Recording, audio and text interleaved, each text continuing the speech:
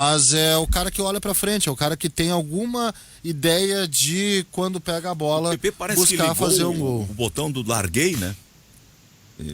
Olha, ele tomou uma dura do Renato E não é mais jogar o PP que a gente pública, conhecia. né?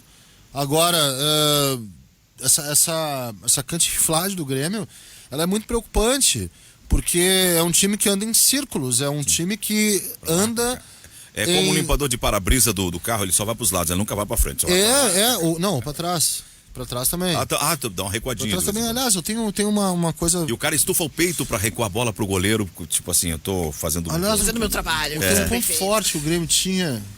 O Que era a torcedor do Grêmio segurança não defensiva. gosta disso. O Grêmio tá inseguro defensivamente e também um pouco pelos zagueiros que vem atuando. O torcedor... Parece que o Grêmio só consegue ser seguro defensivamente quando tem o Jeromel e o Kahneman. Sabe o que significa isso? Que o modelo Não tem o volante? Não, que o modelo do Grêmio é inseguro. O que deixa o Grêmio seguro é a qualidade do jogador. O modelo é inseguro, o modelo ele abre. Então, me deixa muito preocupado. Muito preocupado realmente, porque é uma engrenagem que quando tu vê, tu não sai do lugar. Não sai do lugar, fica, sabe? Fica ali com a bola, fica. E não é nem por ânimo, é por característica, por Não colocação. tem outro recurso. Parece que aquele cachorro fica correndo atrás do rabo porque não tem o que fazer. O Silva e o Oliveira, mais o Carlos e a Ana, fazemos a bancada do Ganhando desse. Orestes. E o Orestes, recebeste um telefonema ontem, Orestes? Recebi, com muito prazer. Tudo bem, mano? Bom dia para vocês. Tá com moral. Recebeu Muito obrigado, carinho. telefonema do seu Girotti, do seu Sidney ou do Guilherme? Guilherme. Bom dia, Orestes. 11 horas mais 9 minutos. Bom dia, que você tenha uma ótima terça-feira, meu querido. Bom dia, mano. Tá, vamos limpar as Muito obrigado. janelas e vamos lá. Vamos que vamos. O que faz é segurinha contigo, né, padrinho? Que isso, eu amo Orestes. Brincadeira aí. Orestes, eu amo Orestes. Levanta um pouquinho ali. Ele tá Pepão. baixinho aqui dentro, Pepão. Nós estamos ouvindo o Orestes baixinho. Eu amo Orestes e fico muito feliz pela volta, sério mesmo, muito feliz pela volta do Os Orestes. ouvintes também, é impressionante. O Orestes é altamente carismático, né? As pessoas gostam dele. E feliz por mais um aniversário deste baixinho Ontem eu recebi que eu tô de olho em ti, hein? Que se te der uma stalkeada leve assim, vai ver que tu é safadinho. Olha aí, será que ele sabe o que é stalkear? O Orestes é uma figura pudica, completamente conservador e tal. Tá. Ele não sabe o que é ser stalkeado. Isso. Se der uma olhadinha eu não nas tenho- tuas redes, eu não queridão, vai ver que tu já não cozinha na primeira, mas tu tá longe de tá morto, né? Tu tá longe de tá morto. Minha madrinha tá do lado aí, né, Orestes, com aquela vassourinha na mão e tal. Tá do lado. Eu ainda tô bem nas redes, tô bem. Claro que tá. Sociais. O que eu queria te dizer é o seguinte, um ouvinte nosso, Orestes, te assistiu, diz que te adora, é teu fã. Ele esteve ontem na minha empresa, lá no meu escritório, estávamos conversando sobre trabalho e tal, e ele disse que tu estava muito bem no ar domingo, mais uma referência do teu bom retorno. Ele disse, me parecia que ele estava um pouco preocupado, ele pegava água, ele ajeitava o fone, e ele olhava uns papéis e olhava, mas no ar estava muito bom. Rolou aquela certa preocupação, vai, não vai? Claro, toda a vida, claro que rola, né? Ela tá há bastante tempo sem fazer aquilo que tá acostumado a fazer, então tu tem que pegar o ritmo de novo, então rola. Tomar uma água, tá meio preocupado com os papéis, cada um papel por aqui, virou texto, aquela coisa toda. Um amigo cada um meu, tem a sua mania, né? Um amigo muito canalha diz que nessa idade é sempre assim. Vamos em frente. São 11h12. Eu quero ouvir o Oliveira e o Silva, os nossos tocaios que também estão com a gente aí. Vamos entrar nesse debate, gurizada. Pô, assim que começar o debate eu entro, pô. Pensei que tivesse uma rodada final de Campeonato Brasileiro pra gente falar, mas tudo bem. Mas que puxão de orelha que nos deu. Agora entrou assim, por cima da bola. Agora é o Cristiano, vamos ver, completa aí. Deixou a bola quicando, eu chutei. Completa aí, Oliveira, o Silva. porque não sei o quê, porque bebê. Fala aí, meu. O Silva não chegou ainda. Ele tá vindo, ele é presencial, eu achei vindo. que ele tava na rede. Tá Então, estaciona direitinho aí com calma e sobe tranquilo, o Silva. Bom, o Oliveira propôs o debate já voltado pro Inter. Ontem tivemos uma partida que enrolou mais o Grêmio, o Carlos falou de Grêmio, a gente vai falar de Inter, mas a situação do Grêmio piorou mais ainda depois da derrota do São Paulo e do jogo de ontem do Fluminense. A situação do Grêmio, ela piora pelo Grêmio, né? É um largar o campeonato que eu não compreendo assim direito, porque vamos lá, Fluminense tá fazendo uma boa campanha, tá? E, inclusive com o Marcão. Depois que saiu o Odair, o Fluminense faz uma boa campanha. O Grêmio já não vai conseguir alcançar o Grêmio não vai direto para Libertadores se não ganhar a Copa do Brasil. Vamos colocar aqui a real. O Grêmio não vai direto para Libertadores se não ganhar a Copa do Brasil, porque o Grêmio tem uma séria desvantagem se eventualmente conseguir empatar em pontos. O pouco número de vitórias. O Grêmio dos 10 primeiros é o que menos venceu, junto com o Santos, com o Corinthians junto com o Santos e com o Corinthians, que são 9º e 10º, respectivamente. Da linha de Libertadores é disparado o que menos venceu. Ele já não alcança nem Fluminense, já não alcança o Fluminense no número de vitórias, tá? Tem a mesma pontuação do Palmeiras, mas o Palmeiras já tem 2 vitórias a mais. É um time que venceu pouco para Libertadores. O Grêmio só vai direto para Libertadores se ganhar a Copa do Brasil. Essa é a realidade. Se não ganhar a Copa do Brasil, o Grêmio vai para pré-Libertadores e olhe lá. Não, vai para pré-Libertadores porque é difícil o Grêmio ser derrotado em 2, tem um confronto direto com o Atlético Paranaense. E o Atlético daqui a pouco ganhar as 2, ou mesmo o Santos ganhar as 2, tá? Mas direto para Libertadores, inviável. O Grêmio caiu em todos os indicadores. Sim. Em todos. Eu tava vendo um dado, o Grêmio não perdia pro São Paulo em casa há não sei quanto tempo, perdeu pro São Paulo.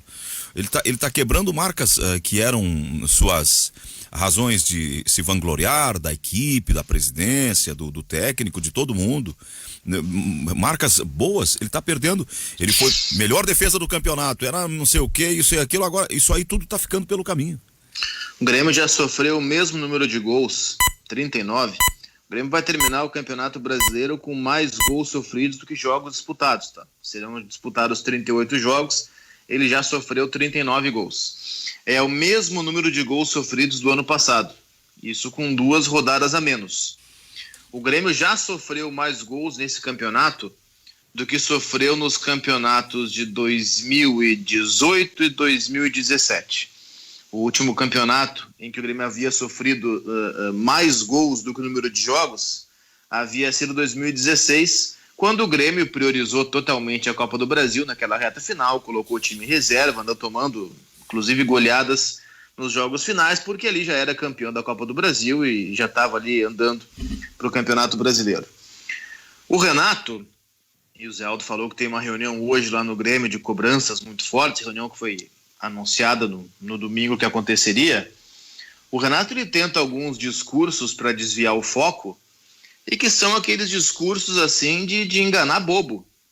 Torcedor em geral não é bobo.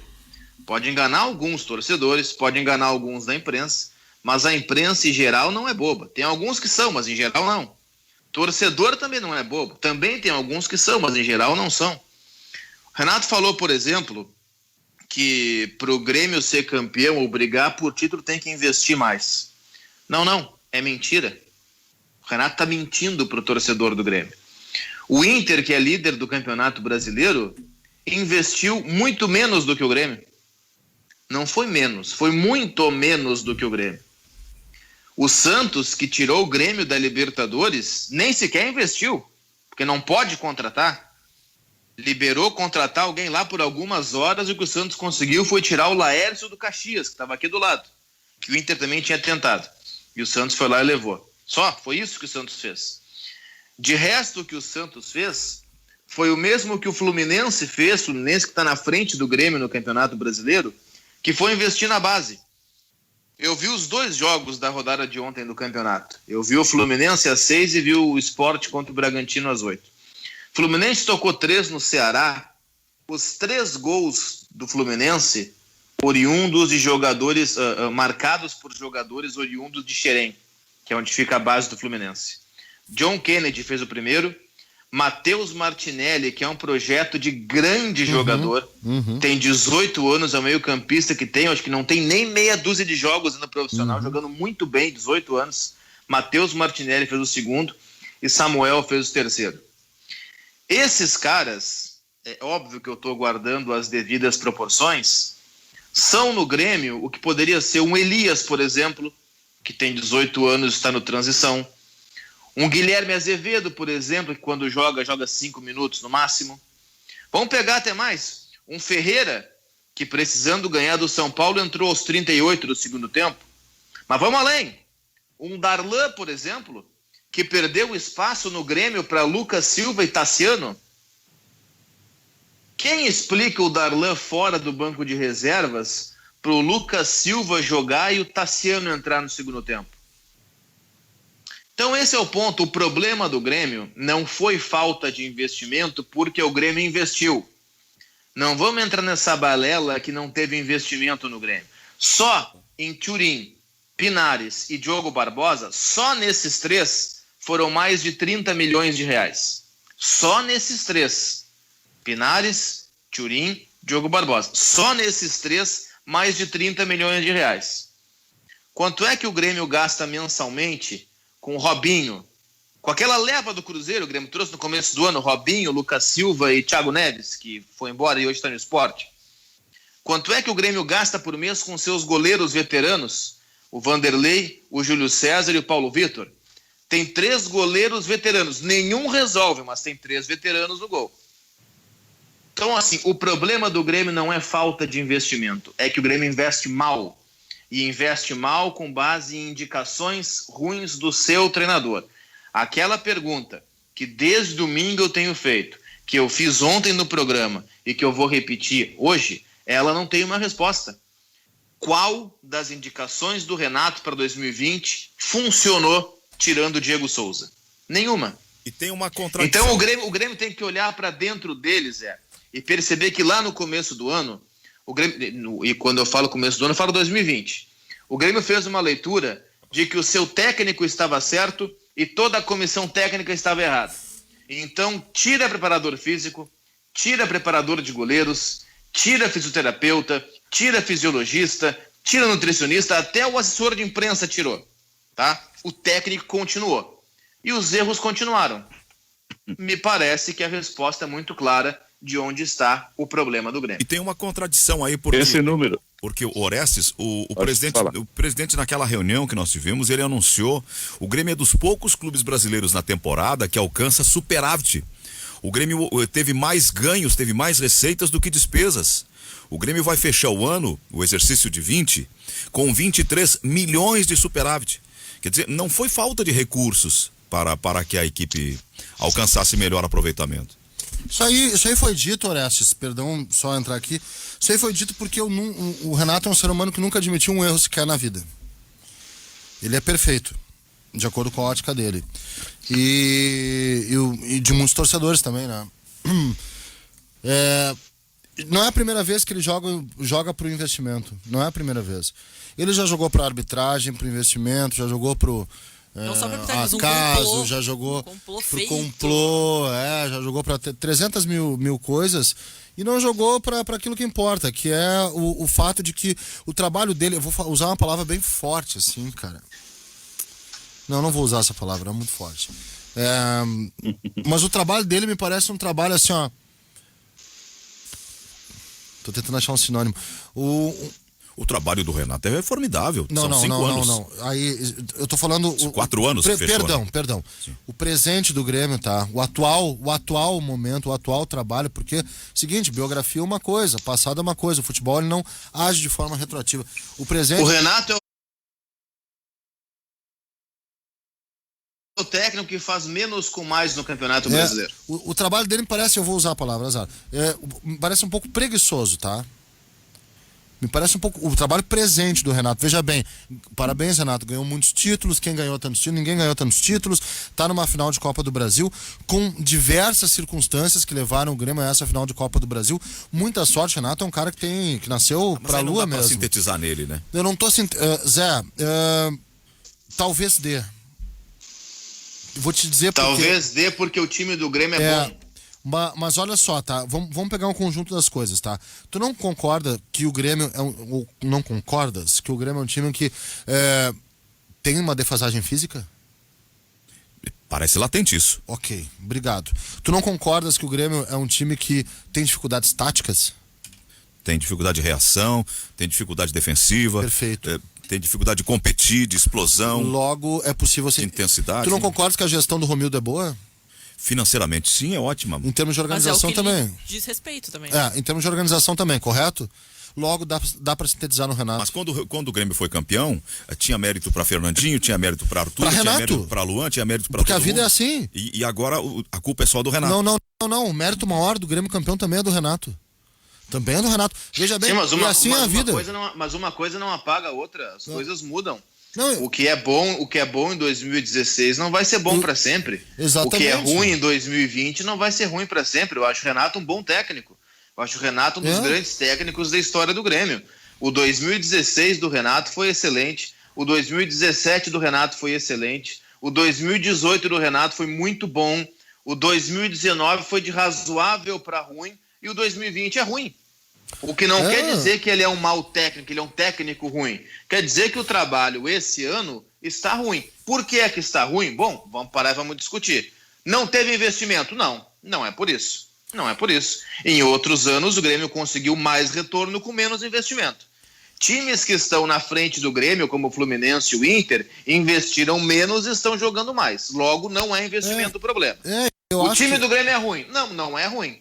O trabalho de campo em 2020/21 está sendo mal feito. Eu acho que dá sim para sintetizar no Renato. Ok, os jogadores têm a sua parcela, mas será que o Renato tem explorado as potencialidades? Porque é o seguinte, vamos livrar o Diego Souza dessa. Eu vou livrar até o Maicon, que tem um problema físico, mas a insistência em colocar o Maicon é do Renato, não é do Maicon. O Maicon, o Grêmio é o único time que tem como jogador-chave um jogador sem condição física. Já reparou isso? Falamos sobre isso a semana E a culpa passada. não é do Maicon, cara. Se eu estou com problema físico, eu não estou porque eu quero, né? Teve ouvinte que até Não me tô porque eu ameaçou quero. aqui quando eu disse assim que... Te ameaçou? Sim. Nossa. Mandou limpar a boca, não sei o quê. Tu tá indo além, toma cuidado. As pessoas ficam irritadas. Toma cuidado. Toma cuidado. Tu, como bom advogado, abriste um processo, evidentemente. Pô, né? Eu sou tolerante. Eu acho que as pessoas são têm que ter insensatas. limites. Eu não... Elas são insensatas, são mal educadas, mas tu tem que abrir um Toma processo. O cara tá te cuidado. ameaçando. toma cuidado. Por quê? é bom. Porque eu disse, um time do tamanho do Grêmio, da grandeza do clube, não pode ficar nas mãos de um jogador que não tem condições. Isso, cara, é isso. Só que a culpa não é do Maicon, tá? Eu acho o Maicon o jogador mais inteligente do Rio Grande do Sul. Ele é inteligentíssimo pra jogar, passe dele é uma coisa de louco. Ele descobre coisas que ele enxerga, descobre coisas que os outros não descobrem. Mas o Grêmio não pode ter no jogador-chave, a figura de um cara que fisicamente não vai te entregar 90 minutos, 100 minutos. Não vai render. Eu sintetizo assim no Renato. Como daqui a pouco dá pra sintetizar os momentos bons em torno do Renato, vou te dar um exemplo, tá? O Luan jogou com algum outro, pouquinho com o Roger, mas jogou com algum outro que jogou com o Renato? Não jogou. O Luan chega a uma seleção brasileira campeã olímpica e há uma discussão sobre ele na Copa do Mundo. Ficou fora da Copa de 2018, o Luan fora da Copa, mas quem fez isso foi o Renato. Ele é beneficiário do processo do O Renato. Luan já pegou no Corinthians o Thiago Nunes e o Mancini, talvez pela própria cabeça do Luan, mas quem sabe o Renato não conseguia entrar na cabeça do Luan. O Luan foi um jogador potencializado pelo Renato, mérito pro Renato, muito mérito pro Renato. O Everton, vocês já viram o Everton jogando no Benfica? Cara, preocupante, porque ele se tornou um jogador comum assim, meio razoável. Vou te dar outro, que no início o Renato até teimava que era meia, mas o melhor momento do Arthur foi com o Renato. Exato, esses caras todos foram potencializados. O Everton com o grande Jorge Jesus lá no Benfica, ele não tá conseguindo repetir o que fazia no Grêmio. O Renato chega e bota o Kahneman pra ser titular do Grêmio. O Kahneman com o Roger era reserva. Agora, o momento, Zé, sem pegar a biografia... Ramiro também, né? O Ramiro no Corinthians não serve. O Roger achava que o Negueba era o cara pra ser titular. Né? O Ramiro não anda no Corinthians. E é por isso que o Renato falar que deu 400 milhões de retorno pro Grêmio. Então, agora, o que a gente classifica é o momento, e pode acontecer com a gente. A gente pode ter um ano ruim da carreira. Já tive ano ruim da minha carreira, já tive ano bom. E é do jogo isso. Mesma coisa com qualquer jogador. Ano bom, ano ruim, esse ano do fulano não foi bom, esse ano é bom. E mesma coisa com o treinador. Sim, eu sintetizo no Renato, tá? Eu acho que tem que ser aberta uma discussão sobre o que está acontecendo. É um trabalho que me parece resignado nos louros do passado. É uma espécie de sentido de autoridade por ter vencido no passado e que no presente não entrega nada. Mas vai ser campeão da Copa do Brasil. Parabéns pelo jogo contra o São Paulo no Morumbi. Neutralizou perfeitamente. E o Palmeiras pode ser um grande jogo do Grêmio contra o Palmeiras. Agora, Cuiabá e Juventude foi muito mais sorte que juízo. O exemplo de que um técnico pode ter um ano ruim e o outro ano bom, o Abel teve um ano de 20 que não foi bom. É isso aí. Foi e o mal, Renato não é bom. Foi mal no Cruzeiro, teve mais outros clubes. E não, 19 no caso. Nós estamos em 21 agora e o Abel tá voando. E vai levar o Inter a conquistar o Campeonato Brasileiro. Então, os trabalhos anteriores dele, nos outros times que antecederam a chegada do Inter, foram ruins. É isso que a gente está dizendo. Nada. O Renato vai continuar sendo um dos maiores técnicos da história do Grêmio, talvez o maior, inclusive. Ele vai continuar tendo feito um trabalho extraordinário em 2016, 17, parte de 18. Só que nada disso apaga o trabalho ruim que ele faz em 2020 e 2021. Do mesmo jeito que o trabalho ruim que ele faz em 2020 e 2021 não vai apagar as grandes conquistas que ele teve. Uma coisa é analisar o Renato história como técnico, o Renato personagem. E não só no Grêmio, o Renato foi campeão de Copa do Brasil com o Fluminense, foi vice-campeão de Libertadores com o Fluminense. O Renato é um bom treinador, ponto. Por que ele não está fazendo um bom trabalho? Bom, é isso que a gente está avaliando. Eu acho que ele tem se abraçado, de novo, nos tais dos experientes, de uma forma muito errada. O Grêmio tem uma das melhores categorias de base do Brasil e demora muito para usar. Não é que não usa, é que vai usar os caras quando os caras têm 22, 23 anos. O PP está fazendo 24. O PP, há 6 meses atrás, era um reserva do Grêmio. PP não podia ser reserva do Grêmio. Não podia o PP ficar no banco pro Alisson. Tu joga o PP de um lado, tinha o Cebolinha de outro. Então, é esse o ponto da demora.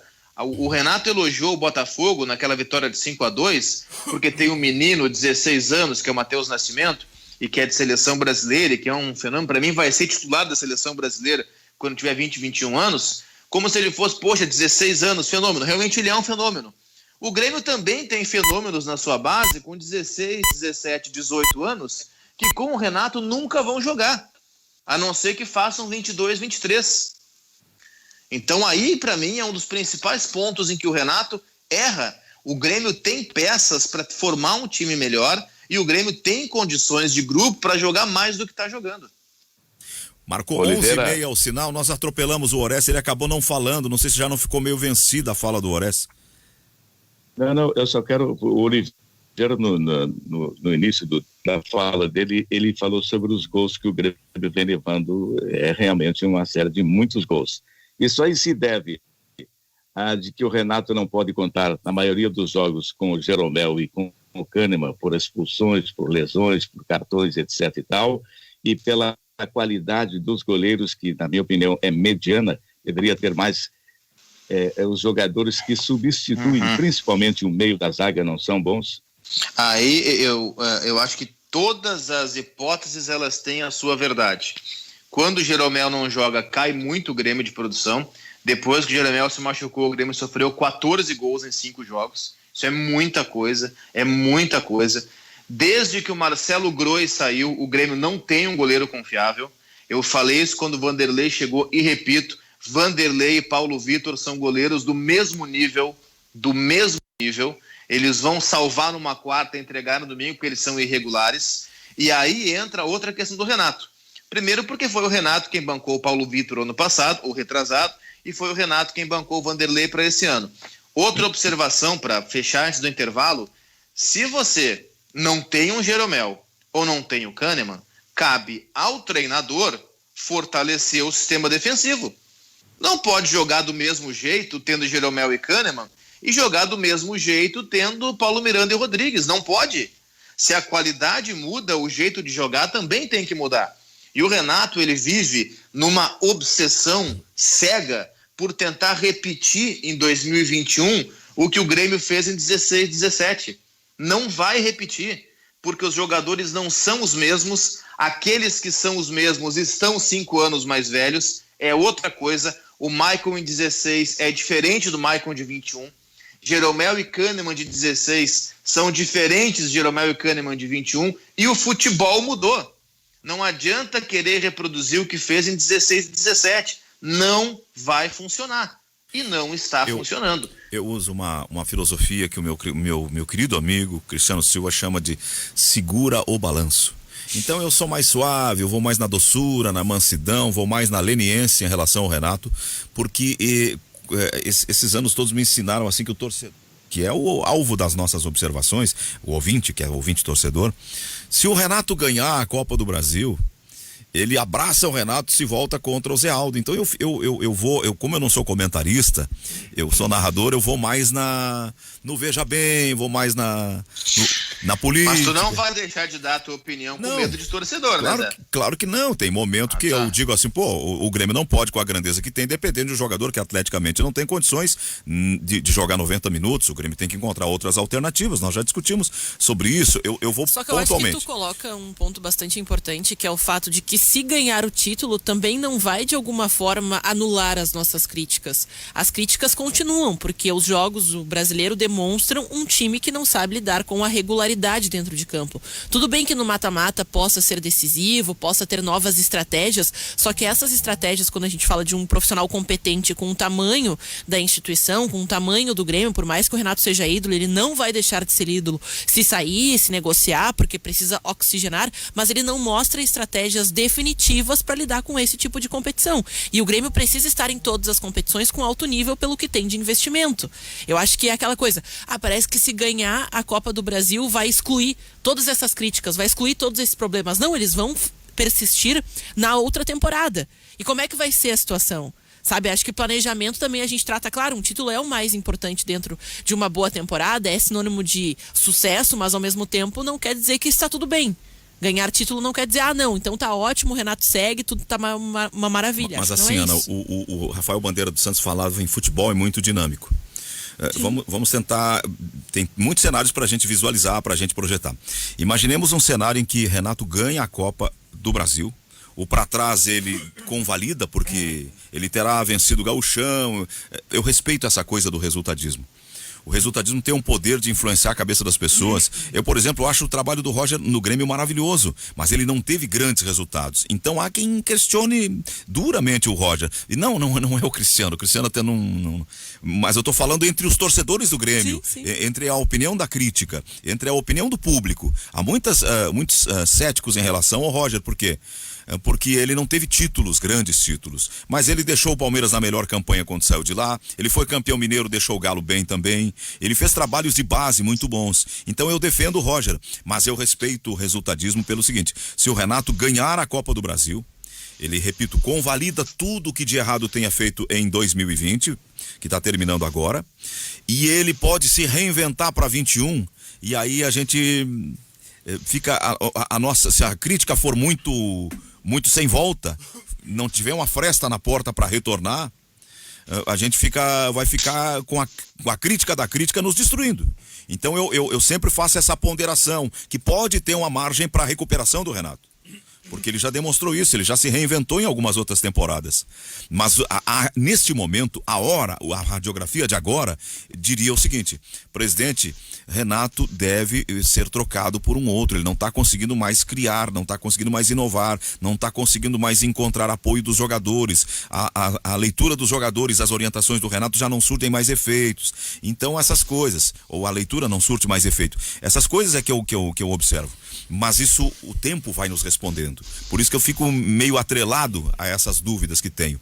São 11 e alguém vai dizer, esse Zé Aldo aí, nossa, me Não, posição. Zé, é que vendo também pelo lado de um comentarista, a questão, e se perder? O Renato tá fora. O próprio conselho, o torcedor, a rede social, os vice-presidentes do Grêmio vão pra cima do presidente. Que conselho? O conselho de administração? O Grêmio tem lá suas instâncias internas. O presidente Romildo ganha com 1 voto contra 5. O presidente Romildo já disse que é o Renato até o final da gestão. O presidente Romildo manda e acabou. Não, mas o que nós estamos falando é outra coisa. Perde a Copa do Brasil. Até porque se fosse pelo conselho, Renato já teria caído fora antes. Renato só não fica no Grêmio se ele, Renato, não quiser. Independente se ganhar ou não a Copa do Brasil. Eu acho isso muito perigoso. Não, pode ser perigoso, pode ser ruim, pode ser bom, pode ser o que vocês quiserem. Mas o fato é, Renato só não fica se ele não quiser. É simples. Que é a questão do ganhar mais vício que virtude, que é a questão de ganhar mais poder do que Não, o lhe Renato cabe. não é vitalício, mas se ele O ganhar a presidente Copa do Romildo Brasil, ele disse fica. aqui na Guaíba, olha, no mínimo em 2 oportunidades, vou pegar a última agora numa entrevista aqui no Esperando Futebol. Presidente Renato, por mim, 2 pessoas ficam até o final da minha gestão nos meus últimos dias de Grêmio como mandatário. Renato como técnico e Carlos Amodeu como CEO. Ponto. Se ele no quiser futebol as trocar coisas todo mudam, mundo, né? ele troca. Bom, eu tenho que pegar a famosa palavra. A mentira de hoje é a verdade de amanhã e Não, vice-versa. tudo bem. Eu tenho que pegar a palavra do mandatário. Isso não faz nem 15 dias. E que também não pode desacreditar o seu Que ele subordinado disse dessa forma. que ele disse que, e não foi só neste momento, ele tinha dito anteriormente, que por ele Renato fica. E o Renato só sai do Grêmio Cristiano, se ele quiser. Isso não interfere no resultado da campanha. Se vencer ou se perder, a possibilidade então de ficar isso que o presidente falou. Olha, é independente de qualquer coisa. Independente de qualquer coisa. E com uma renovação, uma conversa de 5 minutos resolve. Eu só não tenho a convicção de que o Renato queira ficar. O que eu acho que é muito perigoso é o ganhou tá bom, perdeu tá ruim. Do tipo assim, ó, ganhou a Copa do Brasil, não, o Renato fez tudo certo. Perdeu a Copa do Brasil, não, tá tudo errado. É por isso que tem que saltar antes. Afinal da Copa... Vamos falar a verdade, o Grêmio no Campeonato Brasileiro foi tão incompetente, mas tão incompetente, que não tem mais nada para fazer nas 2 últimas rodadas. Vai ficar na pré-Libertadores. Os de trás não vão chegar e ele não tem mais como chegar no G4. Então, para terminar a temporada do Grêmio, faltam 2 jogos. Os 2 jogos da final contra o Palmeiras. Não dá para resumir toda uma avaliação a 2 jogos. Se ganhar a final, trabalho maravilhoso. Se perder, trabalho péssimo. A final ela vai ser consequência de uma série de fatores. Mas o raciocínio Mas é ela outro, não Cristiano. pode se resumir a isso. O raciocínio é outro. Se indo mal é campeão do Brasil, imagina quando for bem. Esse é o raciocínio. Não, o raciocínio é bom diferente. raciocínio. A Copa do Brasil, o Grêmio passou por Juventude e Cuiabá.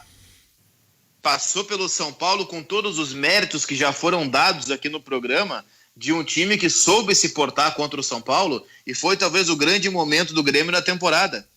O Grêmio não pode fechar, é que nem fechar os olhos para aquela série, tá invicto a 16 jogos. Tá bem, mas contra quem? Contra o Cuiabá, ou contra o Juventude, contra o Botafogo? Não, é possível tu fazer um trabalho não muito bom e ser campeão mesmo assim. E também é possível fazer um trabalho ótimo e não ser campeão. Tu falasse de outros técnicos, eu fiquei pensando no Lisca. O Lisca fez um trabalho maravilhoso em 2020. Não foi campeão. Erros de arbitragem nem da Copa do impediram. Brasil. Não, erro de arbitragem impediu, mas ele também foi beneficiado, foi prejudicado, não tem nada a ver com a arbitragem. Ele fez um trabalho muito bom e não foi campeão. Faz parte. Também pode fazer um trabalho muito bom e não ser campeão. Em 2018, o Grêmio fez uma grande Libertadores. Não foi campeão. Perdeu naquela virada lá no final contra o River. Fez uma grande Libertadores. Em 2019, o Grêmio chegou na mesma fase, semifinal, tomando 5 do Flamengo, só que já era alertado desde o início, o Grêmio está jogando pouco, não vai dar, está insuficiente, e o discurso era o mesmo. Não, estamos vivos, estamos em 2 competições, estamos em 3 competições, não vai dar, segura. E é a mesma coisa que aconteceu nessa temporada. Não, estamos em 3 competições, já não está mais. Ah, não perdemos o Grenal, vai perder, perdeu. Não, porque temos jogos a menos, não adianta, não adiantou. Todos os avisos foram dados e o discurso continuou sendo o mesmo, que é o discurso da cortina de fumaça. 11h40 da manhã, 11h41 agora. Banrisul Digital, resolva o que quiser sem precisar sair de casa com o nosso Ganhando o Jogo pela Guaíba. De novo, dia de carnaval, mais de 300 pessoas aqui conosco e chegando mais. Que alegria saber que o Brasil todo está nos acompanhando, do Mato Grosso, de todo lado, chegando mensagem. Interajam, mandem as suas mensagens e compartilhem também esse link aqui do nosso Ganhando o Jogo, para que outras pessoas que estão em casa nesse carnaval também possam interagir conosco, possam tomar conhecimento e participar desse debate em torno dessa reta final de Campeonato Brasileiro e das coisas do futebol gaúcho. Vem o intervalo rapidinho e nós já voltamos. Retomamos, estamos com 11 da manhã, 45 minutos. O Ganhando o Jogo é do Banco Banrisul Digital. Resolva o que quiser sem precisar sair de casa. FTEC Centro Automotivo, tem troca de óleo, revisão, tem geometria 3D. Eles estão abertos hoje, funcionando normal, independente do feriado do carnaval. Então, se você tá com esse problema, tem que fazer uma revisão, tem que fazer lá uma geometria, tem geometria 3D na FTEC Centro Automotivo. Tem ar-condicionado, tem freios e tem trabalho na área de suspensão do seu veículo. Tá precisando, vai lá, aproveita o feriado. Eles não estão de feriado, estão trabalhando. Promoção para guaibeiros, 15% de desconto para o pagamento à vista. Quer saber o preço da revisão? Então vai direto no site, lança lá os dados do veículo que o sistema vai te responder. No ftecmecanica.com.br. Atendimento das 7h30 até às 18 horas, sem fechar ao meio-dia. Aos sábados das 7h30 às 12h. Fone 3907-1743. O WhatsApp é 98215-2996. Na Avenida Cairu, 1447, no bairro São João. FTEC Centro Automotivo, excelência em manutenção automotiva. Tu falou, o pessoal da FTEC não está de feriado. Mas quem é que está de feriado? Não tem feriado, o prefeito revogou o feriado, não tem feriado. E o governador disse, não tem feriado, não tem carnaval, não tem feriado. Salvo aqueles que ficaram o facão no toco, eu tô fora e não vou, não vieram. Não, tem vários serviços que estão parados hoje. Tipo aqueles que estão na beira da praia em Capão da Canoa lá.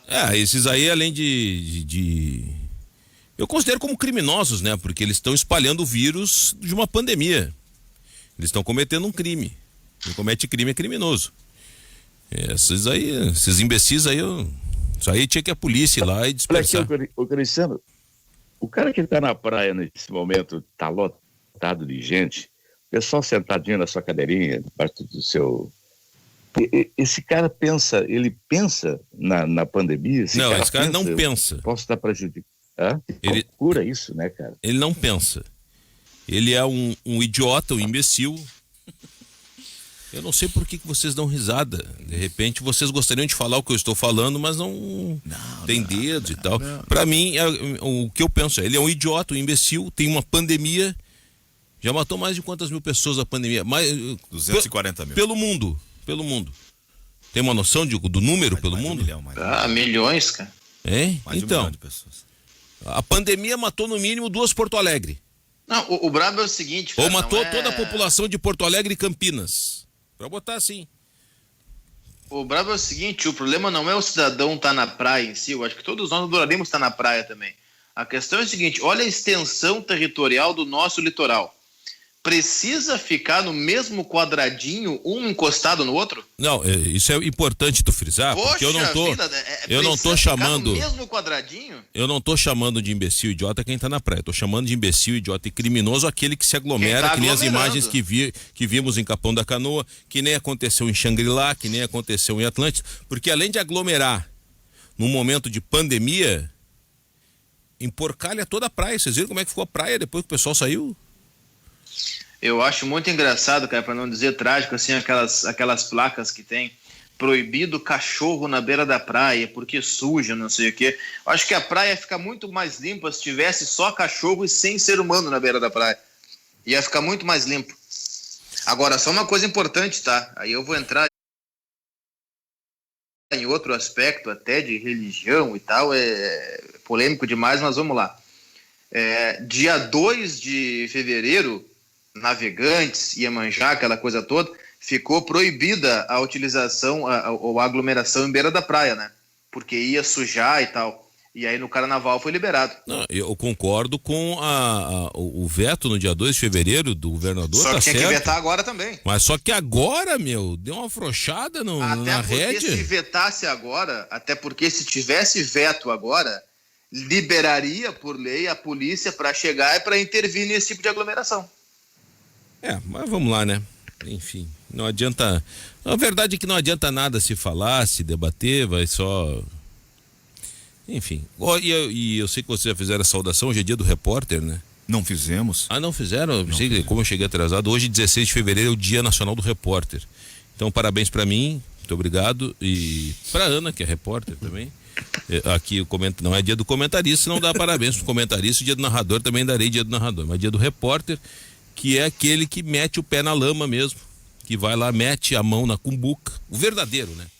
Que mete a mão no vespeiro, que toma ruim, toma ameaça, repórter Torcida quer bater, porque ele tá lá dando a informação, porque ele vai falar aquilo que as pessoas, muitos não gostariam de ouvir, ou dar à luz aquilo que os grandes poderosos querem botar nas escuras.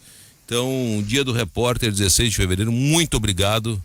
Parabéns para mim, parabéns para Ana, que é repórter, parabéns Muito para obrigada. os verdadeiros. Porque tem muita falsa baiana também na reportagem, né? Tem muita chacrete pagando aí de bacana e não ata uma chuteira. A história do repórter, a história da reportagem, a história da vida dos jornalistas que fazem reportagem é uma história linda, de defesa da sociedade, de defesa da informação, de defesa das liberdades. Tem muito repórter que, em nome da liberdade de expressão, entregou a sua própria vida, foi morto. Opa, na época da ditadura. Não, em todo mundo, nesse momento, Sim, tem algum repórter sim, sendo sim. perseguido e morto. Sim, tem um. Eu lembro, eu não lembro o nome, que é um ato falho, mas eu lembro daquele que o presidente do Atlético Goianiense matou recentemente lá em Goiás. Eu gosto muito do Roberto Cabrini, hoje na TV Record. Gosto do Celso Russomano com aquela patrulha do consumidor. Gosto do Caco Barcelos, gosto dessa galera aí. Enfim, tem um monte de referência boa de repórteres. Bom, é uma pena que hoje tenha muita falsa baiana querendo contaminar o ambiente daqueles verdadeiros que querem fazer o certo. Mas tudo bem, aí eu tenho que falar, como diria Cid Pinheiro Cabral, mais ou menos assim, eu confio na inteligência dos ouvintes, dos leitores, dos telespectadores. É Mané de Oliveira? Tem. O de Goiás, que... Pode ser, eu não lembro o nome. Um Jornalista esportivo Mané de Oliveira, 80 anos. Não, o que ele matou é novo. Ah, não, esse aqui é antigo. Deve ter morrido esse aí de... parabéns a todos os repórteres, que eu acho que a essência do jornalismo se dá na reportagem. É a reportagem que é a razão de ser, né? Que é a busca pela apuração, que é a busca pelos fatos, que é a busca por aquilo que eu chamo de fiscalização das instituições, fiscalização do poder. E é uma tarefa difícil, porque muito jornalista morre, né? Nesse ofício de apurar e de estar diante dos fatos. Então, parabéns a todos os repórteres pelo dia de hoje. Que eu acho que todos os repórteres deveriam ser mais valorizados dentro desse... É uma função importantíssima, fundamental, né, para a composição social, para a sociedade, para prestação de serviços, e é um serviço essencial, informação. Sociedade desinformada é uma sociedade burra, uma sociedade manipulável, é uma sociedade que vira marionete dos outros, né, que vai só pela onda, e é importante sim que ela seja informada. A informação, ela é um bem fundamental, e quem leva a isso é o repórter. O processo de informação é o que sustenta os regimes democráticos, os regimes de liberdades. Exatamente, e a gente está numa era de, né, se antigamente a informação era vigiada, hoje ela é adulterada, né? Ela é transformada em notícia falsa não, mas ela é transformada em desinformação. Direcionada muitas vezes. Ou se cria um processo de desinformação para que o público seja manipulado através da desinformação, e a única batalha possível é a batalha da informação.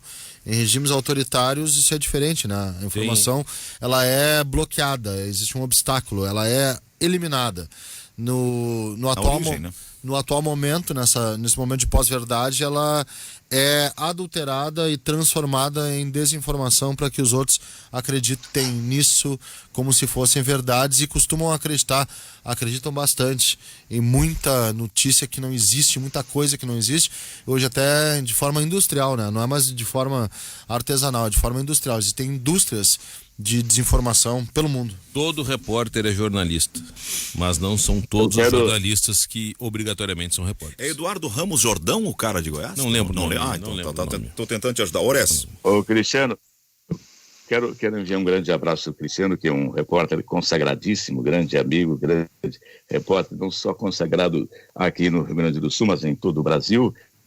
Então eu abraço o Cristiano e abraço todos os nossos colegas. E um beijo grande para a Aninha, que a cada dia que passa realmente vem conquistando o seu espaço com muito brilhantismo, muita competência e muita credibilidade, Aninha, também. Um abraço. Deixa eu mandar Muito um abraço. Obrigado, Deixa eu mandar um abraço pro Moisés Eli, tá nos escutando, e disse que eu não ter sido lutador de luta livre.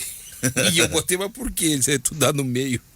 Né, Moisés, tamo junto, meu camarada. Moisés, nosso de Lajeado? De Lajeado, Moisés bom, ali. gente boa. Gente boníssima, tá atrás de um Passat, já vi uns 10 Passat pra ele comprar, ele não comprou nenhum, mas vou achar o teu Passat ainda, Moisés. Beijo pra Nenê, alemão. Desculpe, Moisés, um abraço pra ti. Então, dito isto, meu nobre, faltando 5 pro meio-dia, eu vou trazer na lembrança já pra engatar, se o meu comandante permitir, Orestes, nós fomos testemunha no ano de 2016 do rebaixamento do Esporte Clube Internacional em Mesquita. Aquele calor Exatamente. que tinha um sol, Edson Passos. um sol para cada caboclo. E no deslocamento Copacabana, Mesquita, lá de São Passos, nós passamos uma favela lá, né? Olha, umas várias, né? Tu passa pelo Complexo da Maré e tal. Tu lembra dos caras com fuzil atravessado e o radinho metendo fio um pro outro lá? Sim. Sentados em cima das casas lá, todo mundo com a metralhadora e fumando um baseado e curtindo um radinho. Na laje. E barra pesada. Barra pesada. Não é? Então, Orestes, nós fomos testemunha e relatamos pela Rádio Guaíba a queda do Inter para a segunda divisão. Naquele melancólico jogo, num local... Estádio até que era direitinho, mas enfim, não era palco. Para aquele jogo, sim. O que eu quero dizer com isso é que estarei já confirmado pelo meu coordenador no Maracanã para ver Inter e Flamengo. Que pode pro Inter valer o título do Campeonato Brasileiro em 2021, mas é o campeonato de 2020. Eu acho que eu sou merecedor de ver no Maracanã, o templo sagrado do futebol, o Inter campeão brasileiro. Eu e toda a torcida do Inter, enfim, mas eu como profissional hoje em dia do repórter, né, eu relatei a queda, gostaria de relatar o título, que seria o 4º título brasileiro. Eu acho que é a semana, e eu falava sobre isso no Agora com o Zé Aldo, para mim, em o Inter vencendo, é claro, se tornaria essa a semana mais importante da história do Inter, desde o título mundial de 2006. E observa que eu estou passando, inclusive, por uma Libertadores, a de 2010. Porque o título da Libertadores 2010, ele foi marcante, o bicampeonato, naquele momento o Inter igualando o seu rival em conquistas. Mas ali mesmo que o Inter perdesse para o Chivas, ele ia para o Mundial igual. Ele conquistou a vaga para o Mundial ganhando do São Paulo na semi. O Chivas é mexicano, não podia ir via Conmebol. O Inter ganhando o Campeonato Brasileiro esse ano, ele volta a conquistar um título que ele não conquista há mais de 41 anos. Não pode um clube da grandeza do Inter, um clube bicampeão de Libertadores, um clube campeão do mundo, ficar 40 anos ou 41 anos sem um título nacional. Então, por tudo que representa, por ser no Maracanã, por ser contra o Flamengo, por ser a possibilidade de um título nacional depois de 40 anos, para mim essa é a semana mais importante do Inter desde o título mundial de 2006. E sendo assim, eu justifico o que está na página do Correio do Povo de hoje, da preparação diferente que o Inter tem para essa semana. Não é uma semana comum. Não sendo uma semana comum, a preparação ela não pode ser comum também. O sinal vai marcar meio-dia, vem aí a Fernanda Bagatini com as notícias, o noticiário do meio-dia, o Guaíba Notícias, e depois retomamos o debate do Ganhando o Jogo para o Banco Banrisul. Agora meio-dia, mais 6 minutos, ganhando o jogo na Guaíba, sempre para o Banco Banrisul, o debate da equipe de esportes reunida no final da manhã e no começo da tarde, trazendo o debate em torno das questões do futebol. Precisamos manter os cuidados no verão, use o aplicativo Banrisul Digital para resolver o que quiser sem sair de casa. O outro recado que eu tenho para dar para quem está ligado conosco é do Ponto dos Cafés, que tem deliciosas bebidas quentes ao simples toque de um botão, tem uma variedade de máquinas para atender a todas as necessidades da sua empresa. Marque uma visita pelo 33 25 1009 e conheça o site pontodoscafés.com.br. Voltamos ao debate, nós principiamos a discussão em torno do jogo do Inter. O Cristiano levantou aquilo que hoje é capa do Correio do Povo, uma preparação especial, dizia o Oliveira, que o Inter está fazendo, não só no campo, não só no time, que o Abel admite que está fazendo um trabalho especial na semana, mas senão que a própria estrutura do Internacional. Veja bem, não é assim que o Abel admite fazer um trabalho especial, muito pelo contrário, o Abel disse na coletiva que vai manter mesmo a rotina, treinamento, foco. O Abel despistou. Mas eu não tem muito especial o que fazer, cara. A não ser que tu projete um time completamente diferente daquilo que vem sendo escalado. Ele surpreendeu ao botar o Maurício. Perfeito. O que seria uma surpresa agora? O substituto não ser do Cuesta, não ser o Zé Gabriel? Ele vai recuar Lindoso ou Dourado? Eu também não acredito muito nessa possibilidade. Eu acho que ele vai escolher entre Pedro Henrique e Zé Gabriel. E o Jussa eu acho que ele não vai escolher. O Jussa ele não vai. O que eu acho que o Correio toca através do Fabrício Falcões, que é de preparação diferente, pelo que eu entendi, lendo a matéria, não é nem a preparação envolvendo escalação, é a preparação para o jogo. É o estudo do adversário, daqui a pouco fretar voo como fizeram, que não estavam fazendo e voltaram a fazer, que daqui a pouco viajar um dia antes, concentrar um dia a mais, se reunir mais vezes.